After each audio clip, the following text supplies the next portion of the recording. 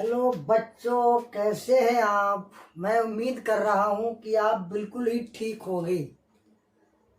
तो आप सबसे पहले तो इस कमेंट में आप ये बताइएगा कि हमारा इसका पहला यानी चैप्टर पहले का पहला वीडियो आपको कैसा लगा है। आप कमेंट में जरूर बताइएगा। आप लोग कमेंट में नहीं बताते हैं, इससे हमारा मन नहीं लगता। या आप भी कहीं भटके हुए हैं क्या? आपको ये समझ में नहीं आ रहा है, आप कमेंट में क्यों नहीं बता रहे हैं? देखिए बेटा, अब उसके आगे हमने इससे पहले के वीडियो में समझा था कि आवेश क्या होता है और वैद्युत क्षेत्र क्या होता है, जिसके बारे में हम लोगों ने इससे पहले के वीडियो में हम लोग सीख चुके हैं। आज हम लोग इस वीडियो में सीखने वाले हैं बहुत ही धमाकेदार क्वेश्चन। जी हाँ, जो लगभग में हर वर्ष परीक्षा में पूछा जाने वाला है और लगभग में हर वर्ष परीक्षा में पक्का 100% पूछा ही जाता है। तो बेटा कौन सा क्वेश्चन है वो? कूलाम का नियम। कौन सा क्वेश्चन है बेटा? कूलाम का नियम। इसको हम लोग मोस्ट इम्पोर्टेंट क्वेश्चन है, ये हमारा मोस्ट इम्पोर्टेंट क्वेश्चन है, कूलाम का नियम। ये कूलाम का नियम क्या होता है? जैसा कि हम लोग जानते हैं कि कूलाम का नियम क्या होता है। कूलाम जो है एक वैज्ञानिक का नाम है। कूलाम क्या है? एक वैज्ञानिक का नाम है और ये फ्रांस के वैज्ञानिक थे जिन्होंने अपना ये नियम दिया है। बस उन्हीं के नाम पर हम इसको कूलाम का नियम कहते हैं। पहले तो हमने इसके यहाँ पर परिभाषा लिखी है, इस परिभाषा को ध्यान से समझिएगा और पक्का 100% मेरा वादा है आपसे, मैं आपको अभी इसी वीडियो में ये परिभाषा याद करके आपको जाने दूंगा। ठीक है बेटा, ये परिभाषा पक्का अगर याद अभी ना करा दी तो यूट्यूब पर पढ़ाना छोड़ देंगे। तो देखिए क्या है इसकी परिभाषा। किन्हीं दो स्थिर बिंदु आवेशों के मध्य लगने वाला आकर्षण तथा प्रतिकर्षण बल, ध्यान तुम्हारा आ जाए, आकर्षण तथा प्रतिकर्षण बल। आकर्षण बल और प्रतिकर्षण बल के बारे में कल हमने पढ़ा था। आकर्षण बल कहाँ पे लगता था? जहां पर दो वस्तुएं ऐसी होती थीं जिनके ऊपर विपरीत आवेश होता था, मतलब समान आवेश होता था, समान आवेश नहीं होता था, तो उसके बीच लगता था आकर्षण बल। प्रतिकर्षण बल कहां पर लगता था? जहां पर तो ऐसी वस्तुएं हुआ करती थी जिनके ऊपर समान आवेश हुआ करता था, तो वहां पर प्रतिकर्षण बल लगता था। तो परिभाषा हमारी क्या? किन्हीं दो स्थिर बिंदु आवेशों के मध्य लगने वाला आकर्षण तथा प्रतिकर्षण बल दो आवेशों के गुणनफल के अनुक्रमानुपाती। दो आवेशों के गुणनफल के अनुक्रमानुपाती तथा उनके बीच की दूरी के वर्ग के व्युत्क्रमानुपाती होता है। हम बेटा समझ रहे हैं आपकी प्रॉब्लम, आपको कुछ भी नहीं समझ में आया होगा। बिल्कुल ही आपको ये नहीं समझ में आया होगा, लेकिन अब समझ में आएगा जब इसका हम डेरिवेशन करेंगे किसी फार्मूले के माध्यम से, जब हम आपको समझाएंगे तब आपको समझ में आएगा। तो देखिए बेटा, पहले आप केवल इतना समझे कि परिभाषा कह क्या रही, इसको याद कैसे करना है, तो हम आपको बताएंगे कि आपको इसको याद कैसे करना है। तो इसने कहा कि दो स्थिर बिंदु आवेश, यानी इसने दो आवेश लिए हैं और वो कैसे स्थिर है, मतलब चल नहीं रहे कहीं पर, स्थिर है, एक जगह पर स्थायी है। तो हमने दो आवेश लिए, पहला Q1 दूसरा Q2। स्थिर आवेश है, यानी Q1 आवेश बिंदु A पर रखा है और Q2 आवेश बिंदु B पर रखा है। और इन दोनों आवेशों के बीच की दूरी जो है वो बेटा हमारी स्मॉल r दूरी है। r दूरी हमने यहां पर ले ली है। अब अगर आपको ये परिभाषा याद नहीं हो रही है तो आप एक काम करिएगा, आप एक इक्वेशन याद कर लीजिएगा जो कूलाम के नियम की होती है। जो इक्वेशन कुछ इस प्रकार होती है, F अनुक्रमानुपाती। बेटा इस चिन्ह को क्या पढ़ते हैं हम? अनुक्रमानुपाती। F अनुक्रमानुपाती Q1 Q2 upon R square. अब अगर आपको इसकी परिभाषा याद नहीं हो रही है तो बेटा आप ये सूत्र तो इतना याद कर सकते हैं कि नहीं याद कर सकते, बताइए बेटा। एफ अनुक्रमानुपाती Q1 Q2 upon R square, ये तो आप याद कर सकते हैं आसानी से। और इसका प्रॉफिट क्या है, बहुत बढ़िया इसका प्रॉफिट है। इसके अगर आपने सूत्र याद किया है तो इसका आपका बहुत बड़ा लाभ है। इससे आपकी परिभाषा भी निकल गई, इसी से आप इसका मात्रक भी निकाल लेंगे, इसी से आप इसका न्यूमेरिकल यानी सवाल भी लगा लेंगे। तो इसका मतलब क्या है, हम परिभाषा को नहीं रटेंगे, इस सूत्र को याद करेंगे, इस फार्मूले को याद करेंगे। अगर ये फार्मूला अगर हमें याद हो गया तो समझो ये कूलाम का नियम पूरा हमें याद हो गया। बताइए बेटा बात समझ में आ रही कि नहीं आ रही है, या आप कहीं खोए हुए हैं? ऐसा तो नहीं कि आपके दिमाग में कुछ चल रहा है कि जिस दिन से जुदा वो हमसे हुए। ठीक, थोड़ी फिलहाल वो तो मजाक है, लेकिन यहां पर आइएगा कि एफ अनुक्रमानुपाती Q1 Q2 upon R square, ये तो आप याद कर सकते हैं बहुत ही आसानी से।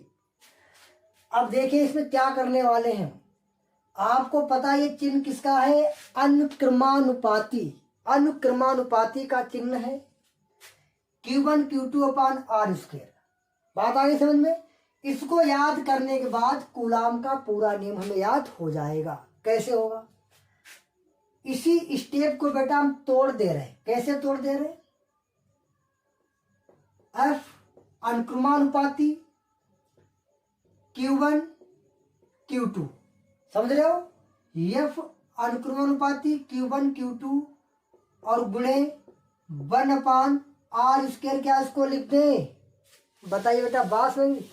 इसको हम ऐसे ले सकते हैं कि नहीं ले सकते, बिल्कुल बेटा ले सकते हैं। क्यों, क्योंकि जब Q1 Q2 की गुणा 1 से होगी तो Q1 Q2 ही तो रहेगा, मान नहीं बदलने वाला। और नीचे आर स्क्वायर, मतलब लिखी हमारी यही स्टेप है, केवल लिखने का थोड़ा हमने तरीका बदल दिया। समझ रहे इतनी बात को? अब देखिएगा इसको अगर थोड़ा और बदलना चाहें तो इसको हम ऐसे लिखते हैं, एफ अनुक्रमानुपाती Q1 Q2 अलग कर दिया। इसे आप मान लीजिएगा समीकरण फर्स्ट। एफ अनुक्रमानुपाती Q1 Q2 को तो हमने लिख लिया, अभी बचा हमारे पास 1 बटे आर स्क्वायर। ठीक बेटा, क्या बचा हमारे पास, एफ अनुक्रमानुपाती 1 बटे आर स्क्वायर। इसको डाल देंगे हम समीकरण सेकेंड। बात आ रही समझ में? आपके दिमाग में हो चुका कि बोर्ड हमारा भर चुका है, बहुत लंबा क्वेश्चन होने वाला है, लेकिन कोई दिक्कत नहीं है, केवल इसी इक्वेशन को तो हमने कहा याद करिएगा आप। इसी इक्वेशन तो हमने 3 इक्वेशन लिखी है, एक इसी समीकरण से तो तीनों समीकरण हमने लिखे हैं। बताइए लिखे कि नहीं लिखे? अब यहाँ पर एफ अनुपाती Q1 Q2 1 upon R square. अब Q1 Q2 को अलग कर दिया, 1 अपान आर स्क्वायर को अलग कर दिया। अब ध्यान से देखिएगा यहाँ पर Q1 क्या है, बिंदु A पर रखा आवेश है। Q2 क्या है, बिंदु B पर रखा आवेश है। और इन दोनों की आपस में Q1 Q2 की आपस में हो क्या रही है, गुणा हो रही है। गुणा बेटा, जिसके बीच में कोई चिन्ह नहीं होता उसके बीच में गुणा का चिन्ह होता है, यानी Q1 Q2 का क्या हो रहा है, गुणनफल हो रहा है। समझ रहे कि नहीं समझ रहे? अगर यहाँ पर Q1 प्लस Q2 होता तो हम कहते Q1 और Q2 का योगफल हो रहा है। क्या हो रहा है बेटा, योगफल हो रहा है। अगर यहाँ पर Q1 प्लस Q2 के बीच में अगर प्लस होता तब, लेकिन यहाँ पर Q1 Q2 दोनों की क्या हो रही, गुणा हो रही। इस इक्वेशन को देखेंगे, Q1 Q2 की आपस में क्या हो रही, गुणा हो रही। और ये चिन्ह किसका है, अनुक्रमानुपाती का। और यह क्या है, ये फोर्स यानी बल है कि नहीं है, फोर्स क्या है हमारा, बल। अब इसकी परिभाषा जो है हम इन 2 समीकरणों से ही निकाल देंगे। कैसे, किन्हीं 2 स्थिर बिंदु आवेशों के मध्य लगने वाला आकर्षण या प्रतिकर्षण बल। यह क्या है बेटा, बल ही तो है। हमने कहा फोर्स, फोर्स का हिंदी होता है बल, यानी बल ही तो है। और ये बल क्या हो रहा है, यानी बल जो है वो आवेश Q1 और Q2 के गुणनफल के अनुक्रमानुपाती है कि नहीं है। ये चिन्ह किसका है बेटा, अनुक्रमानुपाती का, पहले बताया हमने। तो यानी Q1 और Q2 की आपस में क्या हो रही, गुणा हो रही है। तो परिभाषा ये तो कह रही है कि दो स्थिर बिंदु आवेशों के मध्य लगने वाला आकर्षण तथा प्रतिकर्षण बल, दोनों बल इसलिए लिख दिया है कि हो सकता है यहाँ पर समान भी आवेश हो सकते हैं और असमान आवेश भी हो सकते हैं, इसलिए लिख दिया गया। तो किन्हीं दो बिंदु आवेशों के मध्य लगने वाला आकर्षण तथा प्रतिकर्षण बल दो आवेशों के गुणनफल के अनुक्रमानुपाती, यहां तक बात करते, दो आवेशों के गुणनफल के अनुक्रमानुपाती। तो ये क्या है, दो स्थिर बिंदु आवेशों के गुणनफल के अनुक्रमानुपाती, आवेशों का गुणनफल ही तो हो रहा है, और आवेशों के गुणनफल के अनुक्रमानुपाती क्या होता है, बल अनुक्रमानुपाती। ठीक है, अब ध्यान देखिएगा, यहां तक पहुंच गए। ये कह रहा है कि किन्हीं दो स्थिर बिंदु आवेशों के मध्य लगने वाला आकर्षण तथा प्रतिकर्षण बल दोनों आवेशों के गुणनफल के अनुक्रमानुपाती। यानी आप समझिएगा, यहाँ पर बल है यफ क्या बल है। तो ये बल क्या है, ये बल है Q1 और Q2 आवेश के गुणनफल के अनुक्रमानुपाती, है कि नहीं है बेटा। Q1 Q2 का आपस में गुणा हो रही है, तो Q1 Q2 का गुणनफल जो है वो बल के अनुक्रमानुपाती, अब बल क्या है, आकर्षण बल भी हो सकता है, प्रतिकर्षण बल भी हो सकता है, अनुक्रमानुपाती। तथा उनके बीच की दूरी के वर्ग के व्युत्क्रमानुपाती, तथा उनके बीच की दूरी के वर्ग के व्युत्क्रमानुपाती। अब उसको पहले आप व्युत्क्रमानुपाती समझिएगा। ये चिन्ह जो हमारा है किसका है, अनुक्रमानुपाती का है। ये नीचे चिन्ह का है का हमारा, आप कहोगे बिल्कुल सर जी ये भी अनुक्रमानुपाती का है, क्योंकि है तो बिल्कुल एक जैसे ही, ये भी अनुक्रमानुपाती का है और ये भी अनुक्रमानुपाती का है। लेकिन बेटा इसमें अंतर हो गया। क्या अंतर हो गया, ध्यान दीजिएगा। ये यहाँ पर Q1 Q2 ऊपर ही था, जब कोई भी संख्या या कोई भी अंक बटे में हो जाता है तो ये चिन्ह हमारा अनुक्रमानुपाती ना होकर के व्युत्क्रमानुपाती पढ़ा जाता है। क्या पढ़ा जाता है बेटा हमारा, व्युत्क्रमानुपाती। ध्यान देखिए, व्युत्क्रमानुपाती। हालांकि चिन्ह दोनों एक जैसे ही हैं, लेकिन ये चीज और इसका क्या लिखा, बटे में लिखा, बटे भाग में लिखा। जब कोई चीज भाग में लिखी होती है तो इसको हम अनुक्रमानुपाती नहीं व्युत्क्रमानुपाती कहते हैं। तो यही बात परिभाषा कह रही है, तथा उनके बीच की दूरी के वर्ग के, किनके बीच की दूरी के, आवेशों के बीच की दूरी के। तो आवेशों के बीच की दूरी कहाँ, ये है Q1 Q2 के बीच की दूरी कितनी, R है। फिर कह रहा उनके बीच की दूरी के वर्ग के, तो दूरी का वर्ग कर दो, दूरी का वर्ग का मतलब स्क्वायर करना, वर्ग का मतलब किसी, जैसे 2 का अगर वर्ग करना तो 2 की गुणा 2 से करें उसका वर्ग हो गया। तथा उनके बीच की दूरी के वर्ग के, तो इसका वर्ग कर दिया, ये वर्ग के व्युत्क्रमानुपाती होता है। व्युत्क्रमानुपाती तभी ये बटे में लिखा है कि व्युत्क्रमानुपाती होता है। अब देखिए आप इन दो इक्वेशन से परिभाषा कैसे करेंगे, इन दो इक्वेशन से परिभाषा आप कैसे करेंगे, ध्यान समझिएगा। इन दोनों से हम परिभाषा इस प्रकार करेंगे कि किन्हीं दो स्थिर बिंदु आवेशों का गुणनफल आकर्षण बल और प्रतिकर्षण बल के अनुक्रमानुपाती तथा उनके बीच की दूरी के वर्ग के व्युत्क्रमानुपाती होता है, इसे ही कूलाम का नियम कहते हैं। फिर से एक बार देख लीजिए, उसके बाद हम आगे बढ़ रहे हैं। कह रहे हैं यफ अनुक्रमानुपाती लिखा है, Q1 Q2 और Q1 Q2 की आपस में हो रही गुणा।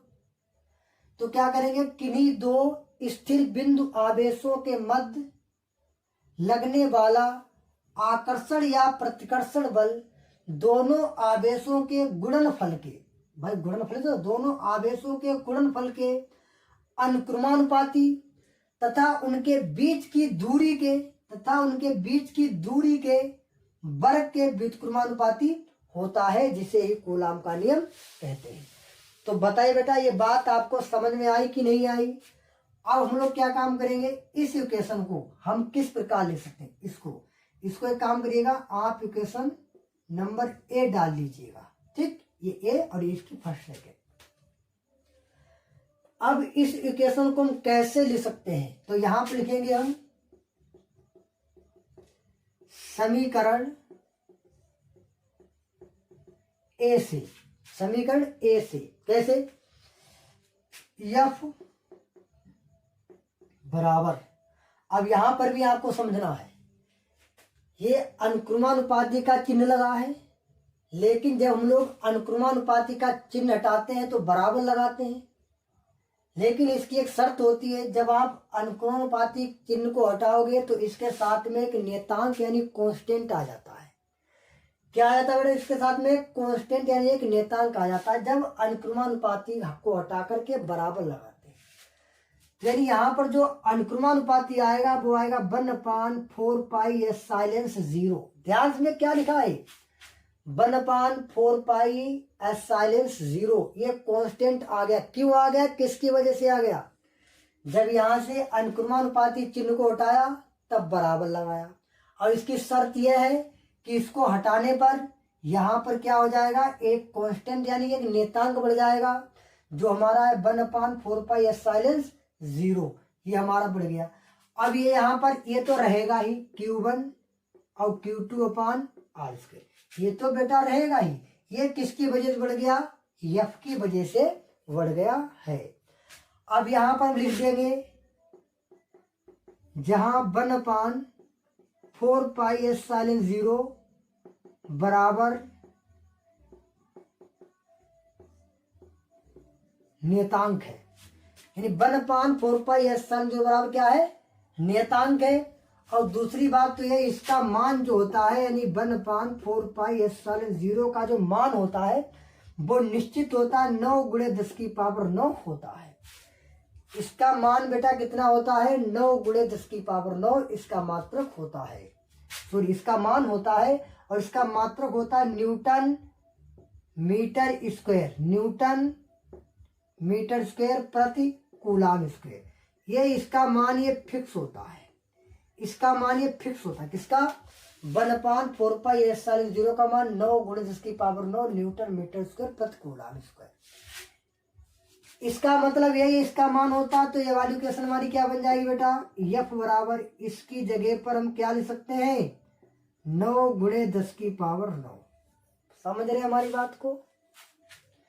तब हम एफ की जगह पर क्या लिख सकते हैं, इसकी जगह पर 9 × 10⁹, और ये हमारा Q1 और Q2/r², ये हमारा आ गया बेटा कूलाम का नियम। और ये क्या है, हमारा बल है, और बल का मात्रक हमेशा क्या होता है बेटा, न्यूटन होता है। ये हमारा यह क्या है, बल है, बल का मात्रक हमेशा क्या होता है बेटा, न्यूटन होता है। फिर से याद देखिएगा, हमने लिखा समीकरण ए से, तो समीकरण ए से एफ को लिखा, और इस अनुक्रमानुपाती को हटाएंगे तो बराबर लग जाएगा। लेकिन इस अनुक्रमानुपाती की शर्त होती है कि इसको हटाने पर एक कांस्टेंट लगाया जाता है, लेकिन कूलाम के नियम में यह कांस्टेंट 1/4πε0 होता है, 1/4πε0 होता है।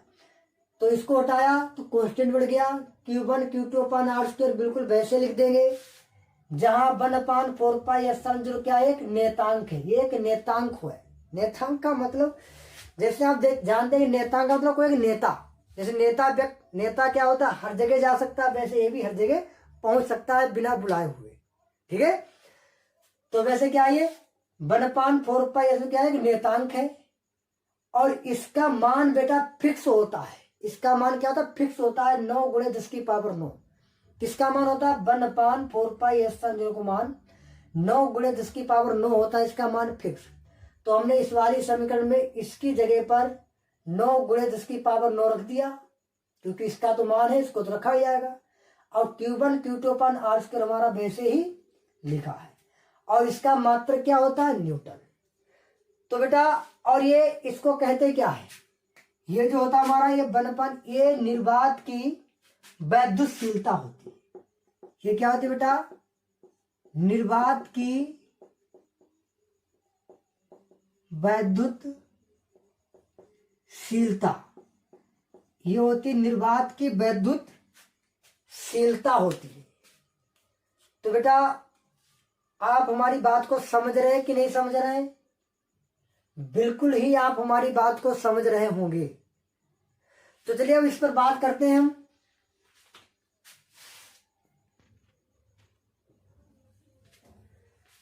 अब देखें कूलाम के नियम का महत्व, कि कूलाम के नियम का महत्व क्या है।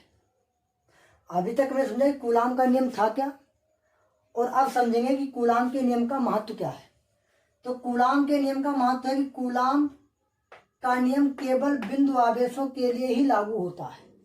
यानी कूलाम का जो नियम होता है वह केवल बिंदु आवेशों के लिए ही लागू होता है। बिंदु आवेशों के लिए मतलब स्थिर आवेशों के लिए लागू होता है। दूसरा पॉइंट, कूलाम बल केंद्रीय बल है। अब आपको कूलाम, अभी आप कह रहे थे कूलाम नियम में, आप कह रहे हैं कूलाम बल है, तो कूलाम बल ही तो है। अभी हम लोग कैसे लिखा करते थे इसको, F बराबर 1/4πε0 Q1 Q2/R स्क्वायर, और F को क्या कहते हैं, बल ही तो कहते हैं। तो कूलाम बल केंद्रीय बल है। तीसरा पॉइंट, कूलाम का नियम छोटी बड़ी दूरियों के लिए भी लागू होता है। मतलब कूलाम का नियम जो है चाहे कितनी छोटी दूरी हो चाहे कितनी भी बड़ी दूरी हो, छोटी और बड़ी दूरियों के लिए लागू होता है। यहां तक कि ये जो परमाणुओं की दूरियां जो होती है, परमाणुओं की दूरियां, नंबर 4 कह सकते हैं कि परमाणुओं की जो दूरियां होती हैं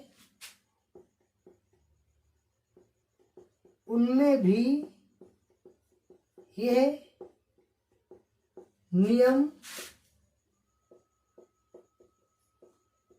लागू होता है। यहां तक कि जो हम मान सकते हैं जो परमाणु की जो दूरी होती है वह सबसे छोटी होती है, तो उस परमाणु की दूरियों के लिए भी कूलाम का नियम लागू हो सकता है या होता है, बिल्कुल कह सकते हैं आप। तो आपको कूलाम का नियम बिल्कुल ही याद हो चुका होगा। हाँ, अगर इसमें कहा जा रहा है कि कूलाम के नियम का सदिश स्वरूप लिखिए, कूलाम के नियम का सदिश स्वरूप, तो आप इस प्रकार से लिखकर दिखा सकते हैं, वेक्टर F बराबर 1/4πε0 Q1 Q2 वेक्टर R का स्क्वायर।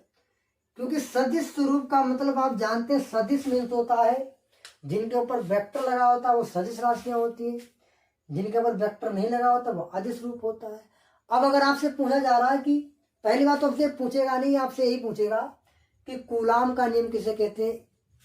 ये कूलाम का अदिश रूप होता है। क्या होता है ये? अदिश रूप। ये कूलाम का अदिश रूप होता है और ये होता है सदिश रूप। समझ रहे मेरी बात को? ये अदिश रूप, ये सदिश, क्योंकि इस पर वेक्टर नहीं है, अदिश है, ये हमारा सदिश। तो बताइए आपको ये वीडियो कैसा लगा है, अच्छा लगा है कि नहीं लगा है? बिल्कुल ही कमेंट करके आपको जरूरी बताना है, ताकि हम आपको अगले वीडियो में अच्छे से अच्छा बताने की कोशिश करें। तो ठीक है बेटा, आप बने रहिएगा MP पॉइंट्स चैनल पर, और इसी तरह के और ही बढ़िया से बढ़िया क्वेश्चन मैं आपको कराऊंगा। इसके न्यूमेरिकल भी कराऊंगा थ्योरी हो जाने के बाद। तो ठीक है बेटा, मिलते हैं फिर अगले वीडियो में। तब तक के लिए जय हिंद, जय भारत।